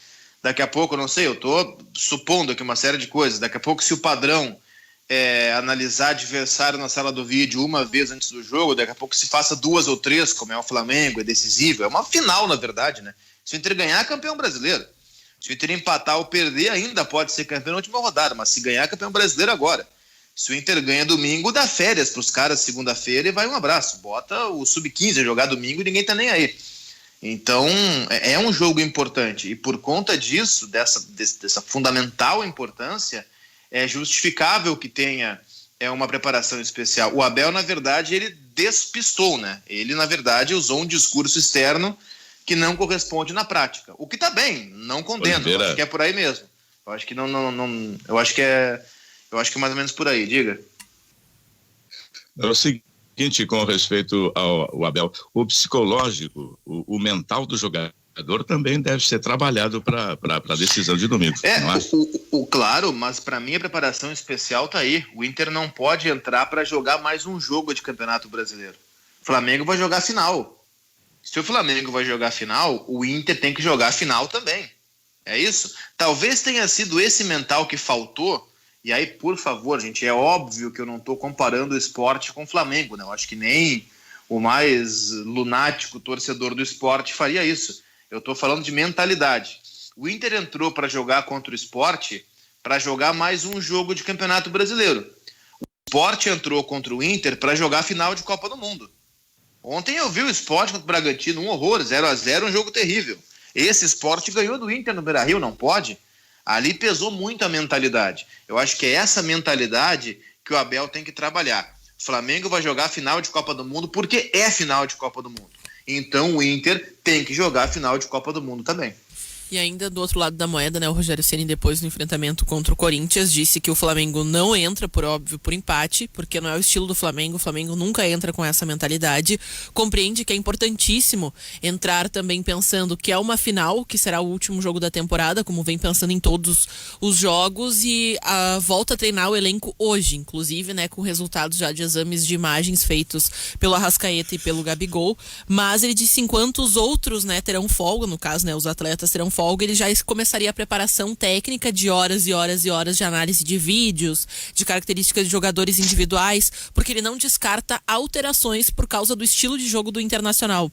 Ele compreende que o Inter e o Flamengo são distintos na sua proposição dentro de campo e que ele precisa encontrar os caminhos. Ele já sabia até mesmo das substituições que serão necessárias ao Abel, no caso o Cuesta, né? Fora que é importantíssimo para o sistema defensivo do Internacional, e ele diz que vai se aproveitar de maneira indireta, né, dessas ausências para tentar criar estratégias, pensando no Inter que vem com uma rodagem de atletas, né, não tão significativa nesse momento final da competição, mas que perde alguém importante no seu sistema defensivo. Tu quer ver uma troca que eu acho que ele pode fazer, e aí eu acho que interfere no jogo do Inter? Eu acho que ele vai com o Gustavo Henrique, eu não sei nem se vai ter condição, se tiver condição, eu acho que ele vai com o Gustavo Henrique na zaga. O Inter é o time que mais faz gols de cabeça no Campeonato Brasileiro. A força aérea do Inter é muito grande. O Inter é um time muito forte em jogo aéreo. Tem feito gols sistematicamente, fez gol, inclusive, contra o Vasco. com o Rodrigo Dourado. Eu acho que contra um time que usa muito o jogo aéreo em bola parada, eu acho que o Rogério Ceni não vai se arriscar com uma zaga de William Arão e o Rodrigo Caio. Eu acho que ele vai pensar em botar um zagueiro mais alto para tentar coibir essa jogada do Inter. Essa programação que a Ana citou, que o Rogério Ceni já começou no Flamengo, o Inter começou ontem também. Ontem foi uma tarde de muita reunião no Beira-Rio da comissão técnica, folga dos jogadores com a direção para definir, por exemplo, entre outras coisas, vamos pagar R$1 milhão e o Rodinei vai jogar. O Inter vai pagar a multa e o Rodinei vai jogar. Primeira decisão. O voo fretado já tinha sido tomada já antes do Vasco, que queria fretar contra Vasco e Flamengo. Mas eu acho que acerta o Inter em bancar o Rodinei, porque eu não estou discutindo se ele é melhor ou pior que o Heitor, ele é o cara que é o titular. Ponto. Isso vai estar definido no Internacional. Não deve divulgar oficialmente até o dia do jogo. Isso aí eles vão levar. O Rodinei vai estar no Rio de Janeiro também. E a questão de vídeos, o próprio Abel disse, agora vamos ver, vai pegar no capa lá, vídeos, jogadas e tudo mais, de 8 a 10 vídeos, que é a base que ele pega, isso tudo vai ser feito. Mas além da questão psicológica, ontem eu participo toda segunda-feira de uma live, o Diogo Rimoli, o Daniel Oliveira, o Sérgio Couto, e o Diogo Rimoli lembrou um troço que é muito interessante. Inter e Flamengo é um jogo que todo jogador quer jogar. Uhum. Esse Inter e Flamengo é o jogo que o jogador às vezes prepara um ano para jogar essa partida. Porque essa partida é a decisão. Independente se jovem ou veterano, todo jogador espera durante um ano para esse jogo. Só uma informação, Cristiano.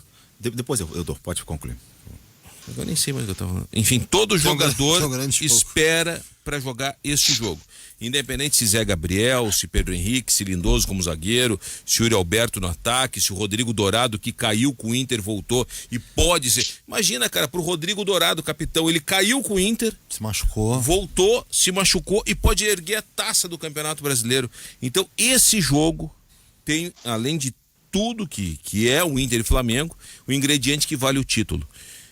Eu acho que, claro, que pesa para os jogadores do Inter e pesa também para os jogadores do Flamengo, que são muito mais experientes. Eu acho que pela experiência dessa decisão, o Flamengo acaba ganhando mais dentro do aspecto emocional de preparação, porque os outros já enfrentaram situações mais complexas, mas o emocional também, o que pode gerar um 110% de dedicação, é o fato de nunca ter experienciado isso também, que acho que vem dos jovens do Internacional que buscam o seu lugar ao sol, e com certeza vai ser um jogo para ser lembrado pro resto da história do Internacional, se tiver um jovens sucesso. E veteranos, Patrick já é veterano, claro. Denilson é veterano. Estamos falando de Inter, só um parênteses, eu estava pedindo informação para o Vitor Rodrigues e ele acabou de me responder. 6 semanas fora o jogador Luiz Fernando, por uma entrada criminosa do lateral do São Paulo, que o árbitro não entendeu ter havido falta, que redundou num revide do jogador do Grêmio, que acabou sendo expulso e nada aconteceu para o cara do São Paulo. 6 semanas, grau 2, uma torção de tornozelo. Então tá a informação, o Grêmio acaba de publicar no seu site. Talvez nem jogue mais pelo Grêmio. Se ele é do Botafogo, né? Ele já não jogaria a Copa do Brasil. Ele não pode jogar a Copa do Brasil. Mas o Grêmio não sabia se renovaria ou não com ele, né? Então se optar por não renovar, já não joga mais pelo Grêmio. Mas aí eu acho que o Grêmio vai renovar. Pela questão da lesão, recupera. E, enfim, tem que ver o que o Botafogo vai querer também, que tem que montar time pra Série B, né? O Botafogo não tem como ficar com ele, não tem como pagar, né? Vai ter que repassar pra outro clube, mas enfim, aí vai ser um problema do Botafogo se ele voltar pra lá. O Renato gosta dele. Mas tem que ver se o Renato fica. Aí que tá o ponto, o Renato gosta do Luiz Fernando, o Renato gosta do Everton, que veio do São Paulo, mas não gosta do Léo Chu, faz um grande campeonato brasileiro pelo Ceará. Prestado pelo Grêmio. Me parece que a ideia de falar de um trabalho diferente no Inter nesta semana envolve toda essa complexidade de atos que estão sendo praticados. Como disse o Cristiano, a coisa de fazer viagens em voo charter, eliminar o risco de contaminação por Covid em aeroportos, em viagem com pessoas desconhecidas, e bancar o custo do Rodinei para jogar. Aí que tá. Eu acho que a preparação pro jogo ela é global, ela envolve uma série de aspectos desses destacados, preparação em vídeo, voo, charter, aquela coisa toda. E a preparação do time, ela é um ponto decisivo fundamental que também, obviamente, começa a ser discutido. Primeira grande notícia, Patrick volta. Cumpriu suspensão contra o Vasco. Caio Vidal jogou muito bem pela esquerda, mas o Patrick é, opinião minha, o melhor jogador do Inter no campeonato. Volta o Patrick para a esquerda, Caio Vidal para a direita, Maurício vai um abraço, volta para o banco de reserva. Me parece que essa é a primeira modificação, assim, certa. Na zaga, não jogando o Cuesta, e ontem o Ravazoli até fazia essa pergunta para mim no Guaíba Esportes, quem eu colocaria? Eu iria com o Zé Gabriel. Ah, mas não é o ideal. Bom, eu também acho que não é o ideal. O ideal tá machucado, que é o Moledo, e tá suspenso, que é o Cuesta. Não tendo o ideal, se tu vai improvisar Rodrigo Lindoso, já vai mexer em duas. O Lindoso já é reserva na posição dele, que é de volante. Tu vai colocar ele em outra, que é na zaga, vai deixar o Lindoso colado no Gabigol, por exemplo? Não me parece o ideal. Então coloca, o Zé Gabriel também não é zagueiro de origem, né, um volante, foi recuado na zaga no começo desse brasileiro. Teve alguns bons momentos, teve outros péssimos momentos também. Mas entre Zé Gabriel e um outro improvisado que há anos não joga na zaga, se é que um dia jogou na zaga, como é o Lindoso, para mim que fique o Zé Gabriel. E na direita eu tenho uma opinião que eu acho que diverge da maioria, pelo menos a maioria aqui da bancada. Eu não pagaria R$1 milhão para ter o Rodinei. Eu acho o Heitor mais jogador que o Rodinei. E acho que se o Inter considerar, e é claro que o Abel quer que pague, porque o Rodinei, na opinião do Abel, o Abel chegou a falar até em seleção brasileira para o Rodinei. Eu acho que muito mais para pressionar a direção a pagar do que de fato por ele acreditar nisso. Mas se vai pagar R$1 milhão para ter o Rodinei contra o Flamengo, manda embora o Heitor então. Porque se não confia no Heitor a ponto de pagar R$1 milhão por isso, imagina, não deveria seguir com o jogador. Eu não pagaria R$1 milhão pelo Rodinei, porque eu não acho que ele seja um cara fundamental. E na zaga eu iria com o Zé Gabriel. Amavelmente eu quero discordar do Cristiano Oliveira. A sensação que parece estar tratando o Inter e Flamengo como fosse o Inter e Flamengo do, sei lá, quinta rodada do segundo turno. É uma decisão. Teu lateral titular é o Rodinei. Independente se ele é melhor ou não que o Heitor tá sei lá quantos jogos sem jogar, ele é mais experiente, conhece o Flamengo, já jogou, ele inclusive é do Flamengo, conhece esses caras todos que vai enfrentar, é mais cascudo, tem que pagar R$1 milhão. R$1 milhão é troco de pinga, tu não pode daqui a pouco... Eu acho que ser cascudo não é argumento nem pra melhorar e nem pra piorar o jogador, ele pode ser cascudo e ser mais fraco. Mas nesse caso é argumento sim, porque ele é mais experiente, esse jogo é pra cara mais experiente, tu botar o Heitor numa roubada dessa, não tô dizendo que o Heitor é ruim, o Heitor pode ser, o Rodinei, muito obrigado, terminou o contrato, vai embora, Heitor é o novo titular do Miguel Ángel Ramírez. Eu vou apresentar um outro... Tu já vai ter uma defesa, a tua defesa já é reserva, tu vai tirar o teu titular reserva. Eu vou apresentar um outro titular na lateral direita. Eu vou apresentar um outro argumento para colocar aqui, talvez de forma isolada, o que eu faria, tá? Que não é muito diferente, até porque não tem tanta opção assim, tá? Eu acho que o Inter tem que pagar R$1 milhão pelo Rodinei e tem que colocar. O meu argumento, ele é muito mais do quanto menos mexer, melhor. Quanto mais deixar perto daquilo que foi conquistado, melhor. Eu também acho que tecnicamente prefiro o Heitor, mas a sequência ela se deu com o Rodinei e já não tem um outro cara que talvez seja o jogador mais experiente e referência da defesa, que é o Cuesta. Se tivesse o Cuesta, talvez pensasse diferente. Se fosse um jogo contra, sei lá, o Atlético Paranaense ou o Atlético Goianiense, talvez eu pensasse diferente. Mas num jogo em que já tem uma mexida bem considerável, e o jogador que eu escalaria seria o Pedro Henrique, tá? Não seria nem o Zé Gabriel, nem o Lindoso. Lindoso menos até. Eu acho que o Lindoso não sairia bem como zagueiro. No meu ponto de vista, eu não tenho recordação disso. E pra mim, mexer o Rodrigo Dourado da primeira função, nem pensar. É o cara dali, é o cara que vai te dar tudo, ele te dá tudo ali, tá? E por que o Pedro Henrique... o Dourado dali é pior ainda. Olha aqui, e porque no Dourado e na zaga. E porque, exato. Pra mim, quanto menos mexer, melhor. E aí vamos perguntar, mas por que o Pedro Henrique? Quem tu viu no Pedro Henrique? Não, eu acho o Pedro Henrique um zagueiro... o Inter vai jogar em linha baixa, gente. Vai.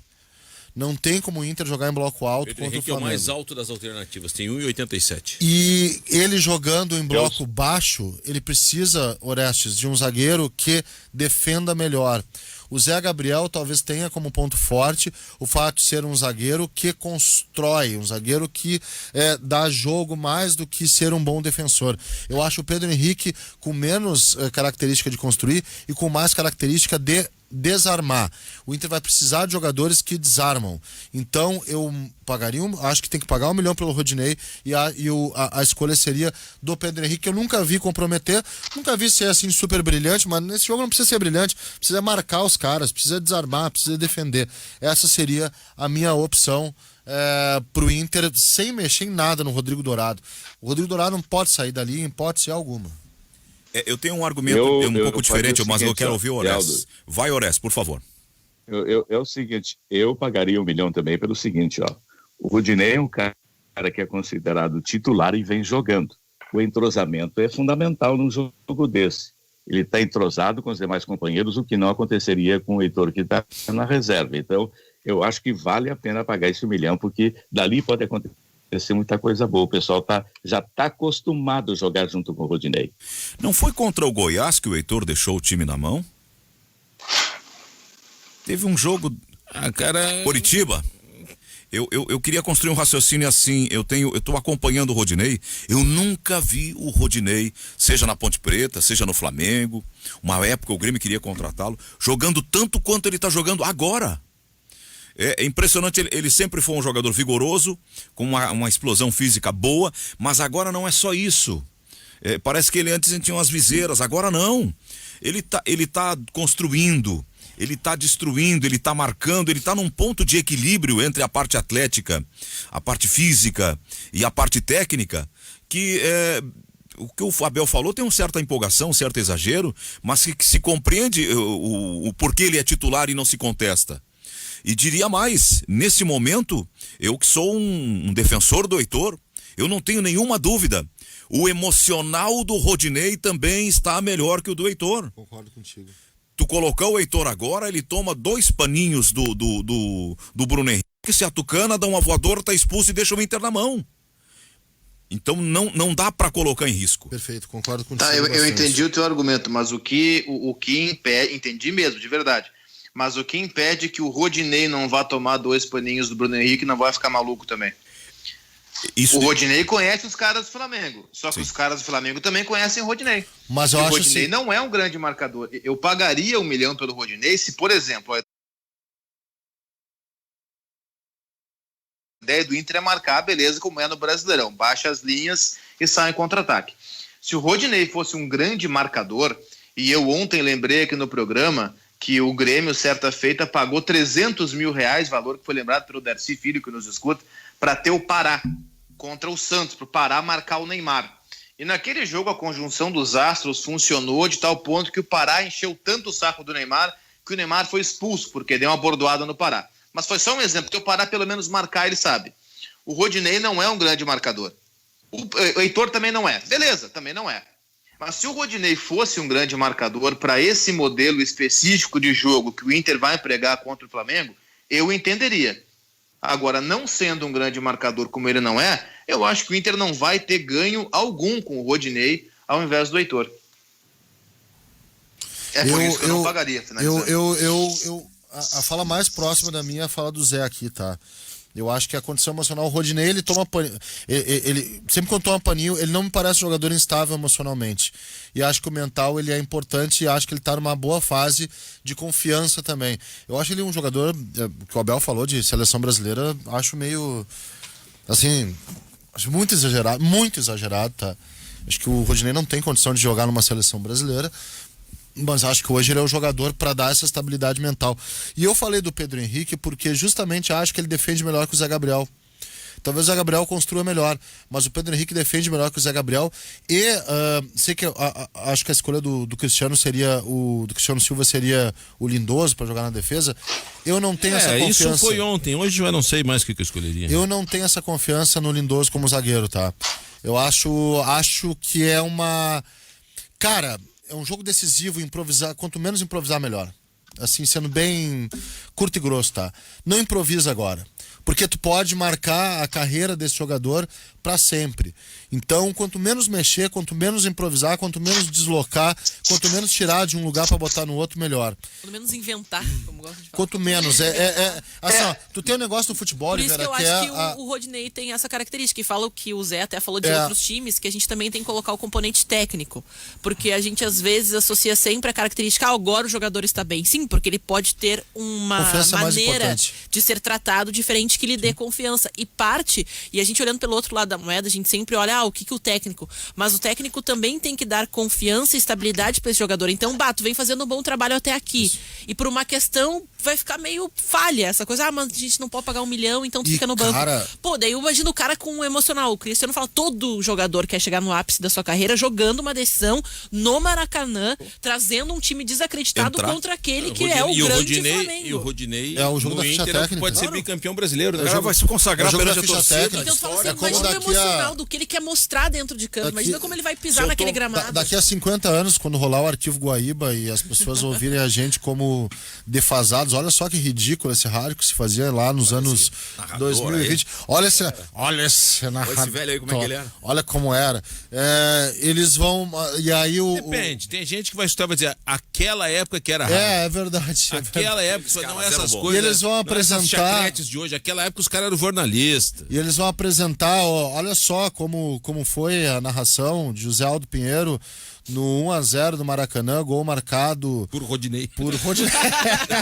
A ficha técnica do Pode jogo. acontecer. Vai apresentar a ficha técnica do jogo, vai estar lá o cara. Tá me convencendo, eu já tô me colocando no lugar do Rodinei. E aí vai estar lá o cara. Vai estar lá o cara. Vai estar lá o cara debochando. Vai estar lá o jovem da época debochando da tua narração, né? Olha. Cheio de firula. Cheio. Olha só a boca desse narrador que é toda estranha. E aí vai estar lá. O jogo da ficha técnica é importante, mas, gente, eu tô frisando o seguinte, ó. Tu vai olhar pra frente e tu vai ver Arrascaeta, Gabigol, Bruno Henrique e Everton Ribeiro, tá? Tu vai olhar um pouquinho mais pra frente, tu vai ver o Gerson. Quanto menos mexer, melhor. Quanto menos mexer, melhor. Tu precisa acionar aquilo que é a memória construída, o costume, o hábito. Essa ação é importante para um jogo desse calibre. E para mim, não tem que improvisar nada. E para mim, tem que acionar as coisas que são essa observação, Carlos, para o Flamengo também olhar de lá para cá e enxergar, esses caras foram aqueles que tocaram 5 no São Paulo, olha aí, esse Patrick que tá jogando, esse louco. Para eles também tem um pouco de, não, parar um pouquinho, não vamos nos meter de pato a ganso. Então, para o Flamengo também tem um certo respeito pelo Inter. Para o Flamengo perceber que do outro lado tem um time que é aquele que vem jogando. Um certo respeito, não, um gigantesco respeito. Sim. O Inter é o líder do campeonato. O Inter é o time a ser batido. O Flamengo até pode ser melhor individualmente, mas a tabela mostra que o time a ser batido é o Inter. A gente fica nessa, e é verdade que o Inter depende só dele e o Flamengo também depende só dele, só que se o Flamengo não ganhar do Inter, chega na última rodada só o Inter dependendo dele mesmo.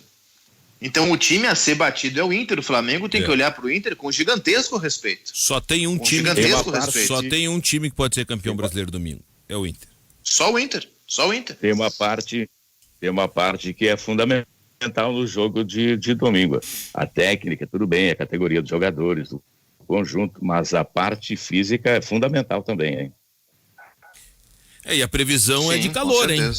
30 e tantos graus no Maracanã domingo. Não vai levar casaquinho, Zé.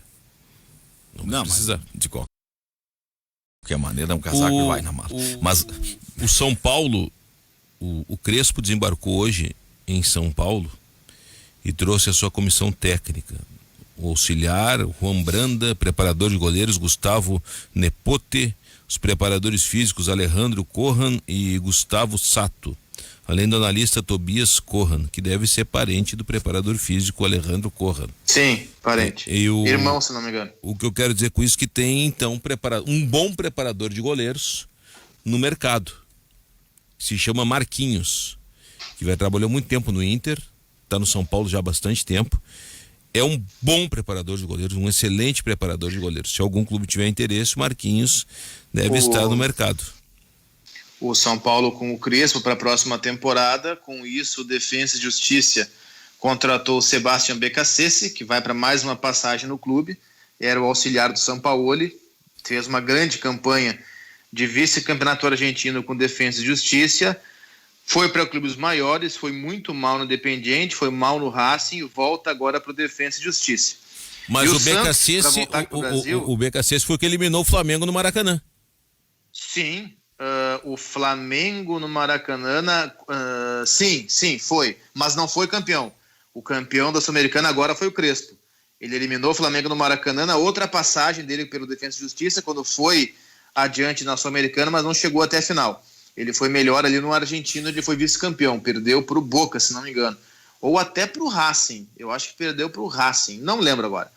E voltando aqui para o Brasil, o Santos, que eu estava vendo informações da imprensa paulista, do Ademir Quintino, que cobre o Santos, da Joana Maranhão no Sport TV, enfim, e o Santos começou a procurar o seu novo técnico, o Cuca não vai ficar, assim, ó, olha só o amadorismo dos caras. Os caras se reuniram numa sala de vídeo e aí começaram a apresentar em vídeo mesmo as possibilidades, tá? E aí gostaram do Lisca, aí teve uma votação. Os caras escolheram no dedinho, sabe? Levanta a mão quem gostou desse, baixa a mão quem gostou do outro. Assim foi a votação dos caras. Um dos apresentados foi o Lisca. E eles iniciaram conversas com 2 nomes. 2 caras assim, ó, absolutamente diferentes, sabe? Não tem nem como comparar. Independente de ser bom ou ruim, tá? Mas totalmente diferentes. Thiago Nunes e Ariel Holan.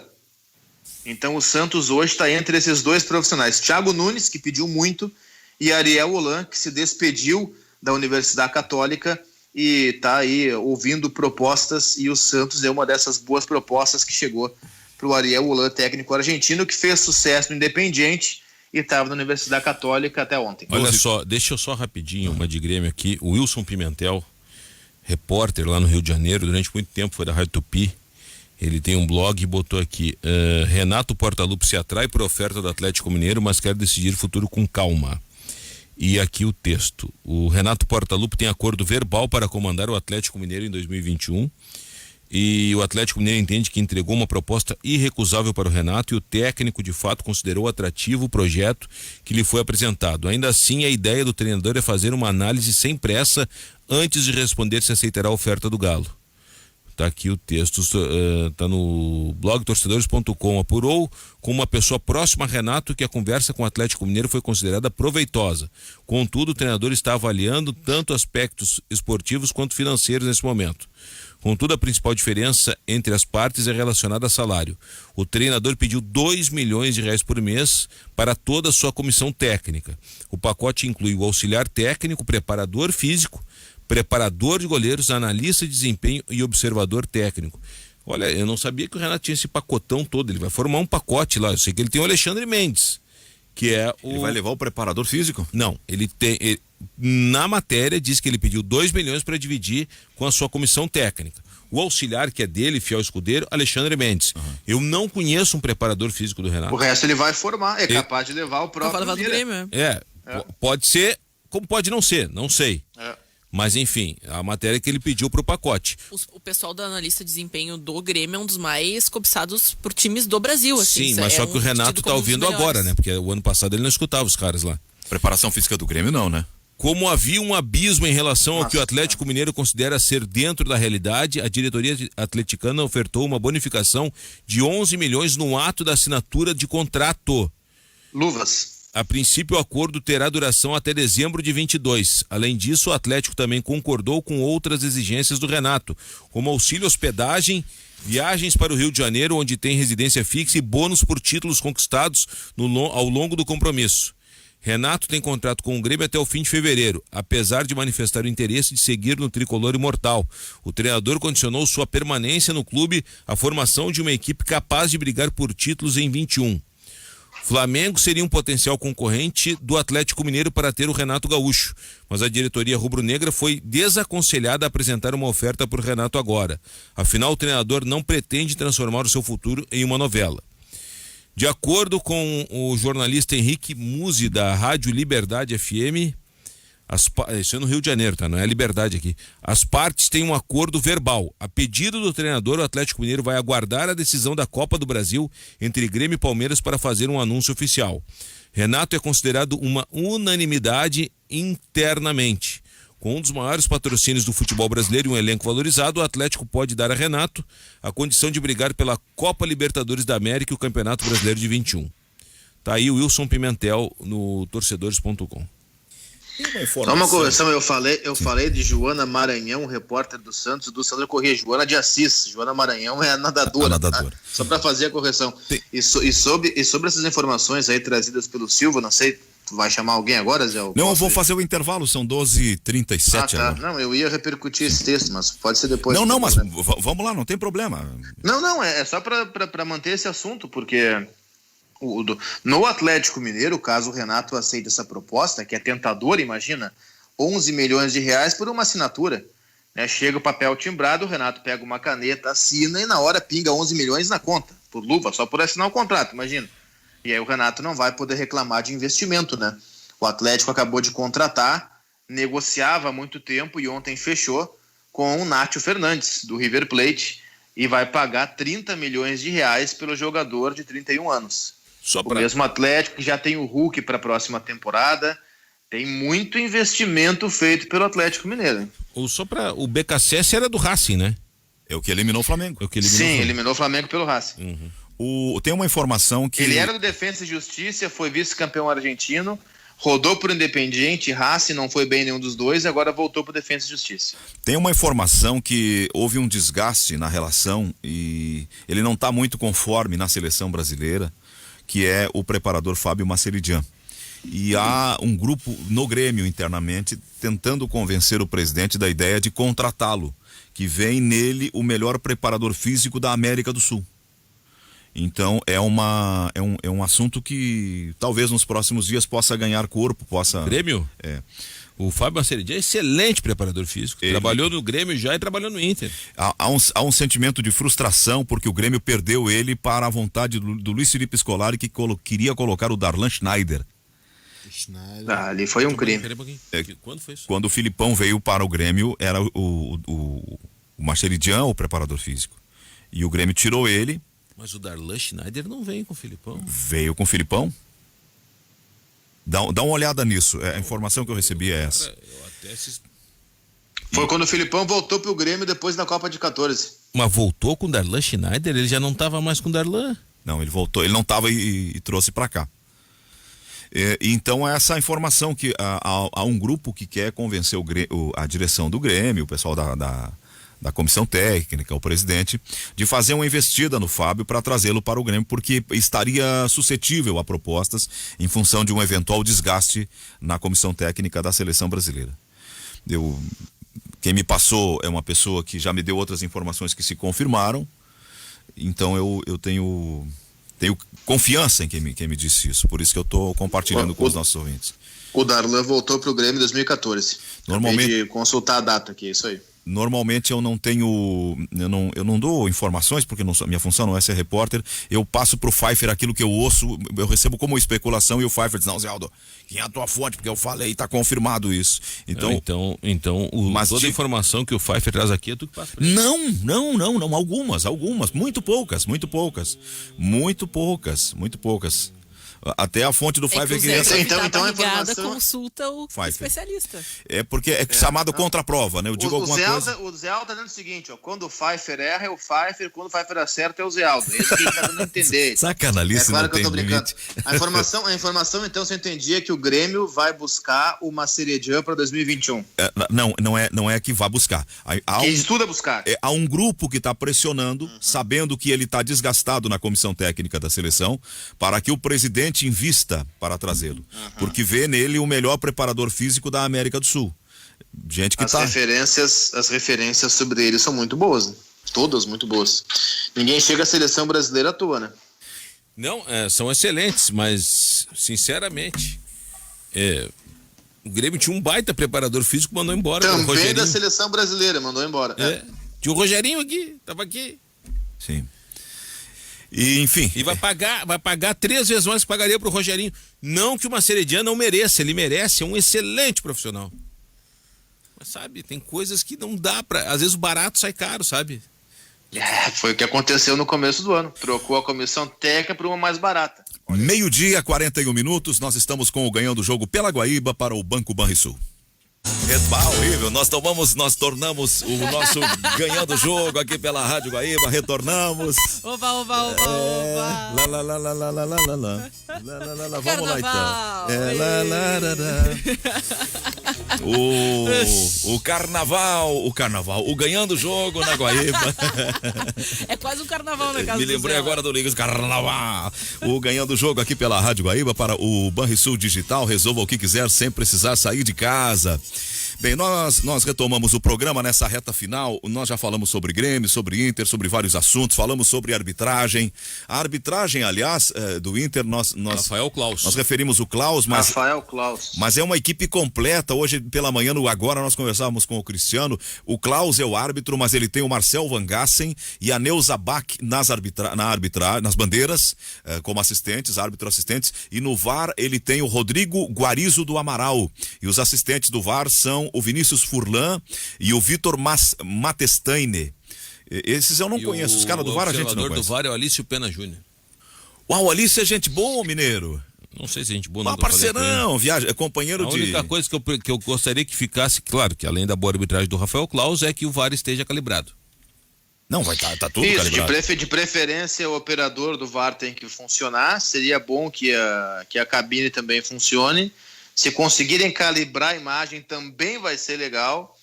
E, bom, transparência e diálogo do VAR eu deixo pro próximo ano, mas por enquanto tá legal assim. Se tiver calibrada a imagem e funcionando o operador, já tá bom. De preferência que o VAR não precise ser usado. Agora, se precisar, que esteja funcionando, né? Tá bem. Não sei se consigo o contato com ele hoje, tá Cristiano? Com quem? Não, uma conversa nossa aqui. Nós temos uma garantia de arbitragem de qualidade. Eu mandei uma mensagem pro ouvinte entender, tá? Eu mandei uma mensagem no privado pro Zé Aldo Pinheiro e ainda disse pra ele, não fala no ar. Responde por aqui. Aí o que ele faz? Ele fala no ar. Estupendo. Eu sou brilhante, fenômeno. né, tio? Eu sou brilhante.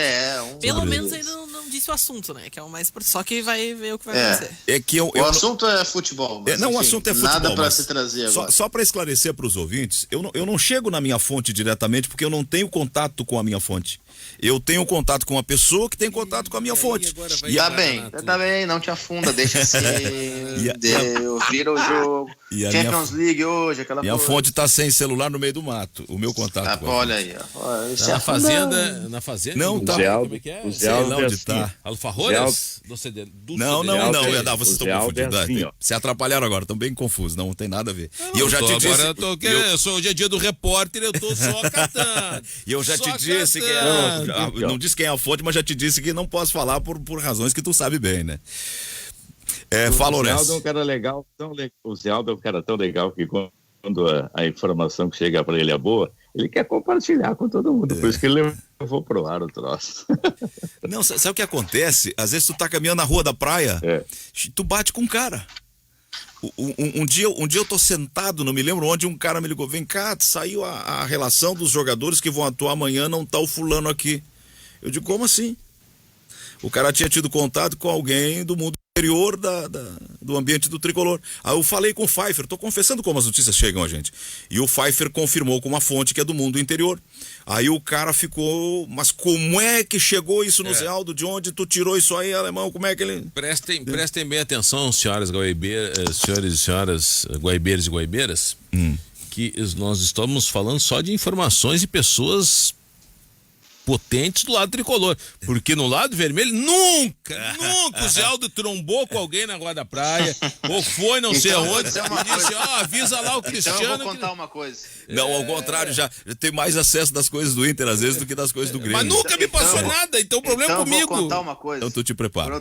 Quando eu trabalhava em outra casa, é claro que, vamos lá, sem dar nomes por questões éticas, quando eu trabalhava em outra casa, tinha um profissional que cravava todas as escalações do Inter. E aí um dia eu entendi o porquê. Ele contou fora do ar o porquê. O Inter tinha um treinador que era muito supersticioso, religioso e tal, ele gostava de mandar benzer a escalação. Então saía a escalação e ele passava para um padre. E o padre era muito amigo desse colega. O padre tirava a foto e mandava. Ele dava time e banco. Dava até a numeração. Cara, olha os caras, meu. Mas daí tu fica. Meu, olha o nível. Aí os caras pensam, como é que o cara sabe, ele tá inventando. Às vezes as coisas chegam da forma mais inacreditável possível. É a intervenção divina. O cara manda escalação pro padre benzer e o padre malandro, amigo do. Pega aí o time. Mas que padre safado, E cara. ele dava time e banco. Pega o time, pum, banco, e numerava. 12 e tal, 13 e tal. O Abelão, por exemplo, é muito supersticioso. O Abelão, ele tinha, assim, um Espírito Santo. Ele chegou depois levar para... Ele foi trabalhar no Catar, eu acho, em Abu Dhabi, nos Emirados Árabes, em algum lugar. Chegou a convidar para ir para lá, para ser conselheiro espiritual dele, a dona Beth. A dona Beth é uma pessoa das relações familiares e uma pessoa muito próxima de mim. Então aquela coisa, joga de branco a decisão do Mundial, faz isso, faz aquilo, entra assim, entra assado. Eu ficava sabendo as informações. Eu não quero aqui derrubar a dona Beth, só o joga de branco. Sim. Não é a dona Beth que definiu. Foi o Mundial sorteia. Não é a dona Beth chegou dizendo joga de branco, não, o Mundial disse, tu vai jogar de branco, tu vai jogar assim. Os clubes levam os fardamentos pro sorteio, né? Sim, aí define, que tu vai jogar aqui, tu joga de branco, o goleiro joga com essa cor e o outro joga dessa cor, com a meia dessa cor e o goleiro dessa cor. Acho que o Inter preferiu jogar de branco, se não me engano, aquela final contra o Corinthians 2009. Aí sim, Copa do Brasil. Ali preferiu, por superstição, não deu certo. E ali não era o Abel, ali era o Tite. Ali era o Tite, 2009. O Tite também é bem supersticioso. O próprio o Cuca, tem, né, o Cuca tinha aquela dele, calça cor de vinho no Atlético Mineiro. Sim. Agora, era no Palmeiras a cor de vinho. Isso, no Palmeiras, e agora no Santos é aquela camisa de Nossa Senhora. Mas aí que tem várias ramificações da superstição, né? Tem uns que levam a escalação pro padre benzer. Paulo Paixão largava um solzinho dentro do gramado. O Cuca tem uma dele que é terrível. O Abel lá com a prima do Zé aí, a dona Beth. Não. Lá. Sabia o que o Fernandão fazia? Não. O Fernandão, uma vez eu entrevistei o saudoso Fernandão, e ele me disse, aí eu acho que era mais uma mania do que uma superstição, mas o Fernandão, do treino pré-jogo até o dia do jogo, ele nunca fazia barba. Ele nunca cortava a barba do último treino pro dia do jogo. Ele ficava com a barba por fazer, não cortava a barba no dia do jogo. E o Perdigão jogava sempre com a mesma sunga. O Cuca tem uma passagem que conta, eu não sei, acho que era no Palmeiras que ele estava, ou num outro clube, o clube já não estava tão bem. Eles chegaram na frente do estádio e o motorista do ônibus, um ônibus grande, alto e tal, foi fazer uma manobra e o ônibus deu uma enroscada e ele tinha que dar uma ré para poder seguir. Sim, é seguir. verdade essa história. E aí o Cuca mandou que descesse toda a delegação, porque a superstição dele não permitia que desse ré. Arena Petrobras, o Maracanã em reforma, Cuca técnico do Botafogo, e para entrar tinha que entrar de ré, e os caras desciam lá na porta do estádio e vinham caminhando. Pra não dar ré. E ele vinha com a imagem de Nossa Senhora Aparecida, o Cuquinha trazia a imagem de Nossa Senhora Aparecida. Hoje é terça de carnaval, o pessoal já... Eu vou contar uma historinha rápida. Tá. O ouvinte está reclamando que eu não atendi nenhum recado, então eu vou atender pena, depois. Que pena. Nessa história aí de um time pequeno contra um time grande, teve um jogo que o time pequeno, o técnico chegou assim, os jogadores tudo apavorado. Jogava no Morumbi, São Paulo e Taubaté, parece. E aí o técnico do Taubaté e o São Paulo com cano, careca, no ataque, aquele time campeão brasileiro. E o técnico do Taubaté chegou assim pros caras, assim: muito bem, moçada, agora é a preleção. Vocês já cagaram, já mijaram, já beijaram a santa e já rezaram, sobe lá e resolve. Como assim? E foi assim, cara. Resultado final, 6-0 São Paulo. Mijaram, rezaram, beijaram a santa, vai e resolve. Tá bom então, né? Tá falado. É isso aí, carnaval. Pelo termo moçada, eu acho que o técnico do Taubaté era o Julinho Camargo. Julinho hoje no Inter, tá no Inter. Mas não era o Julinho. O nosso colunista tá reclamando, diz que eu não atendi nenhum dos ouvintes. Hoje ele tá também de ombudsman. O nosso querido de São Luís Gonzaga, o Cássio Amaral, ele diz: avisa o Cristiano no ar que eu sou um cara de palavra. Se o Inter for campeão nesse domingo, eu pagarei a minha promessa na próxima segunda na live dele. Foi uma promessa que eu fiz ontem. Isso, valeu, não, diz o Cássio Amaral de São Cássio Amaral, tudo tá registrado, tem um monte lá. Os caras prometeram na live ontem lá no Raio X, se o Inter for campeão eu dou 50, eu dou 100. O outro chegou assim, se o Flamengo for campeão eu dou 100. Aí eu disse, não, mas daí é o seguinte, se tu dá 100 com 50 do outro, eu dou 150 se o Inter for campeão. Daí ele disse, tá, então vou tirar. Se o Renato cair, eu dou 100. Aí tô ganhando por todos os lados, a galera. Outro colunista do programa é o Wagner Saraiva, ele tá dizendo, o Rodinei no Grenal da Libertadores marcou bem o Everton Cebolinha. Abraço. Muito obrigado. Os colunistas, eles têm ciúminho entre eles, se não atende um, não atende outro, eles enlouquecem. E o seu, esse aqui reclamou outro dia, o seu Daniel lá de Sapucaia do Sul, Zé, já tem alguns dias que eu venho fazendo essa pergunta e não tive resposta, pelo contrário, levei um vai do tamanho da arena, do Guimarães e do Gutierre. Quando falei que a convocação precipitada do Matheus Henrique para a seleção principal acabou com a carreira desse jogador, que é um bom jogador e é só isso, mas joga pensando que é o Adílio ou o Cerezo. A minha é o que faz Matheus Henrique, um titular incontestável do Grêmio. Ele quer saber essa pergunta. Desculpa se eu fui.